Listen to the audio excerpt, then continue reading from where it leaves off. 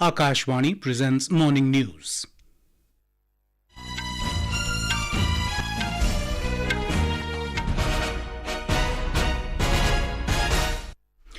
Good morning, I'm Sunil Verma. The headlines. Counting of votes for assembly elections begins in Madhya Pradesh, Chhattisgarh, Rajasthan and Telangana. President Droupadi Murmu to confer national awards for the empowerment of Divyangjan in New Delhi today. Met Department warns of heavy rain in delta districts of Tamil Nadu due to deep depression over Southwest Bay of Bengal. Kemei, Elias, Caprono of Kenya wins 37th Pune International Marathon held this morning. And in badminton, Ashwini Ponnappa and Tanisha Crasto advanced to women's doubles final of Syed Modi India International Challenge in Lucknow.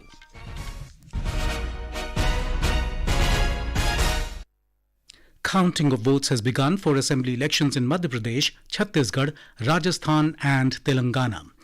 Polling in these states was held last month along with Mizoram. Voting was held in single phase except for Chhattisgarh, where two-phase polling was held on 7th and 17th of November. In Mizoram, voting took place on 7th November. In Madhya Pradesh, it was held on 17th November. Rajasthan voted on the 25th of November. And in Telangana, voting took place on 30th November. Counting of votes for Mizoram Assembly polls, which was to be held today, has been revised for tomorrow. The Election Commission changed the day of counting after receiving several representations from various quarters, as Sunday holds a special significance for the people of Mizoram. Our correspondent reports from Bhopal that counting in Madhya Pradesh is going on peacefully. For 230 assembly seats, a total of 77.82% voting took place in the state. The political fate of 2,533 candidates will be decided today. In Madhya Pradesh, more than 20,000 officers and employees are counting votes in all 230 assembly constituencies of 52 district headquarters. Madhya Pradesh Chief Electoral Officer Anupam Rajan informed that the results are likely to be available in 5 to 10 hours. अलग-अलग समय पे हमें results प्राप्त होंगे, but मेरा मानना है कि शुरुआत 4 घंटे से 5 घंटे के बीच के अंदर विधानसभा चुनाव परिणाम मिलने प्रारंभ हो जाएंगे और जहां सबसे देर तक जो काउंटिंग चलेगी तो 9 से 10 घंटे के बीच में मिल जाना चाहिए. 4,369 tables have been set up for EVM and 692 tables have been set up for postal ballots counting in the state. The maximum number of 26 rounds of counting will be held in Jhabua Assembly constituency and the least number of 12 rounds will be held in Sevda Assembly constituency of Datia district. Sanjeev Sharma, Akashvani News, Bhopal. Our correspondent in Rajasthan reports all arrangements are in place for counting of votes at 36 counting centres across the 199 constituencies of the state. Chief Electoral Officer Praveen Gupta has said that the counting will take place at the district headquarters of 33 districts. However, Jaipur and Nagaur will have 3 more centres. He said that around 175 companies of CRPF and RSA teams, along with local police teams, have already been deployed at the counting centres to ensure the security and peace of the areas during counting. 14 round से लेकर 34 round होगा. ज्यादातर round 20-21 के आसपास है. 25 से ऊपर केवल 9 विधानसभा में राउंड है. सभी में प्रयास ये किया गया है कि कम से कम समय में और सटीक रिजल्ट दिया जा सके. 2,552 काउंटिंग टेबल्स हैं और 4,180 राउंड होंगे. 51,890 बूथ हैं. Voting for the Karanpur seat was postponed following the death of the incumbent legislator and Congress candidate. And State Assembly Speaker Charandas Mahant with Bikalp Shukla, Manas Pratim Sharma, Akashvani News, Raipur. Our correspondent from Telangana reports counting of votes for 119 assembly constituencies is being held amidst tight security. All the main contenders, including Congress, BRS and BJP, express confidence that they will get the required numbers to form the government. Counting is being held in 49 counting centres across the state. Over 71.34% of the 3 crore 26 lakh electors cast their vote last Thursday. Munugod constituency reported the highest turnout of over 91%, while Yakutpura in Hyderabad registered the lowest voting percentage of over 39%. More from our correspondent. Counting of votes will commence shortly amidst tight security arrangements across the state. The postal ballots are being counted initially, followed by the counting of EVM votes. A total 49 counting centers have been set up in which 2,417 rounds will be counted on 1,798 tables. In Shadnagar, the minimum number of 12 tables have been set up while the maximum number of 28 tables have been set up at many places where the number of candidates is high. Bhadrachalam will have the minimum number of 13 rounds of counting of votes and maximum of 26 rounds of counting will be held in Jubilee Hills constituency in Hyderabad. Officials revealed that the first trend is likely to emerge at around 10 am. Lakshmi, Akashvani News, Hyderabad. News Services Division of Akashvani brings to you special program on results of assembly elections in Chhattisgarh, Madhya Pradesh, Rajasthan and Telangana on Sunday the 3rd of December. Results update, bilingual discussions and in-depth analysis with eminent experts from 9:30 in the morning to 9:30 p.m. Stay tuned to Akashvani Gold and the entire national network of Akashvani.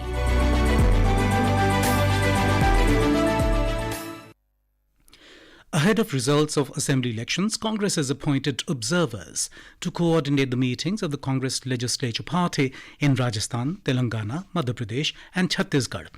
In Rajasthan, the party has appointed 4 observers, including Bhupinder Singh Hooda and senior party leaders Madhusudan Mistry and Mukul Vasnik. For Madhya Pradesh, senior party leaders Adhir Ranjan Chaudhary and Prithviraj Chavan, along with 2 others, will be party observers. In Telangana, the party has appointed 5 observers, including Karnataka Deputy Chief Minister D.K. Shivakumar, while party leader Ajay Makan, with 2 other party leaders, have been given the responsibility of Chhattisgarh.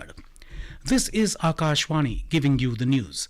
For quick news updates round the clock, follow us on our Twitter handle at AIR News Alerts.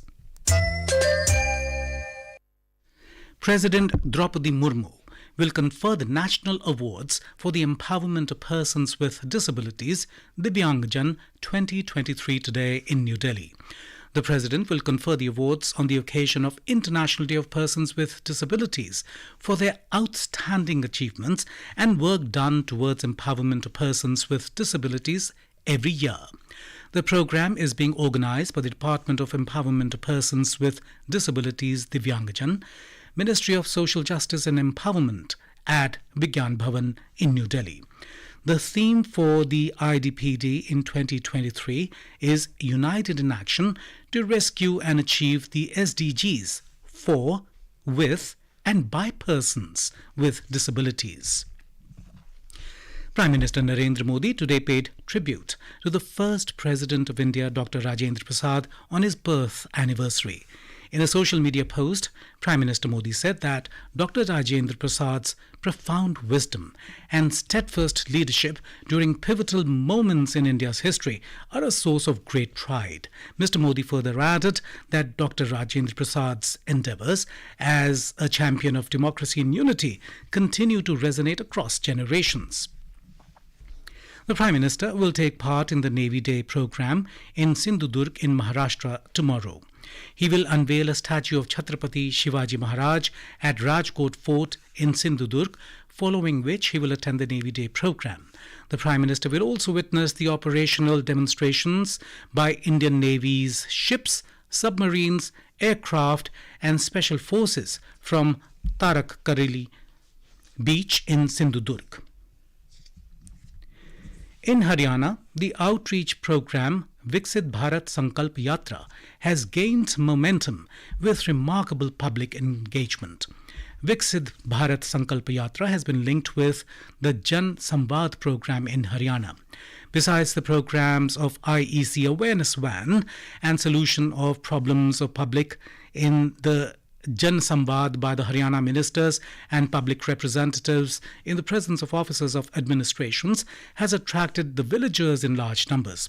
Various departments set up special counters during the program to provide benefit of welfare schemes and online services on the spot. The deep depression over Southwest Bay of Bengal has moved west northwestwards with a speed of 7 kilometers per hour and lay centered over the same region last evening at around 390 kilometers southeast of Chennai. Cyclone Michong is likely to make a landfall between Nellore and Machilipattanam on Tuesday. Owing to the depression, the regional weather department has warned of heavy to very heavy rains today in the Delta districts. Heavy rains are expected in Chennai, Kanchipuram, Ranipet, Chengalpet, Villupuram and Kadalur districts of Tamil Nadu. Educational institutions in these districts will be closed tomorrow. Madras University has postponed undergraduate, postgraduate and professional degree exams scheduled for tomorrow. The revised date will be informed later. Anna University has also postponed engineering semester exams scheduled for tomorrow. It also postponed the distance mode exams scheduled for today and tomorrow. South Central Railway has cancelled 118 trains till Thursday. The State Fisheries Department has warned fishermen in Kasimedu against venturing into the sea till tomorrow. Kemei Elias Caprono of Kenya emerged as the winner of the full marathon in the 37th Pune International Marathon organized in Pune today. Simon Maina Mongi of Adair Halu of Ethiopia bagged the second and third spots respectively in this category. The full marathon started at 3:30 a.m. today and the half marathon started at 4 a.m. from Sanas Maidan.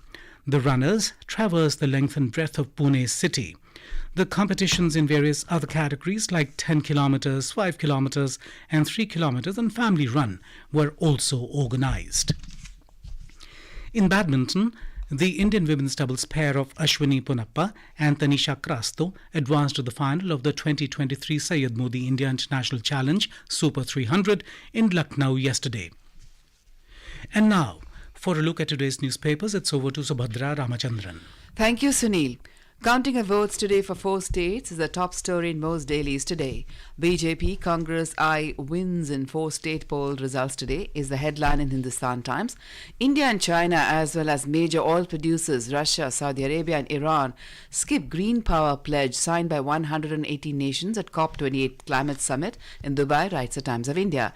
Days after the Indian government appealed the death penalty to 8 ex-Navy men by Qatar, Prime Minister Modi met the Emir of Qatar on the sidelines of COP28 summit in Dubai, writes the Indian Express.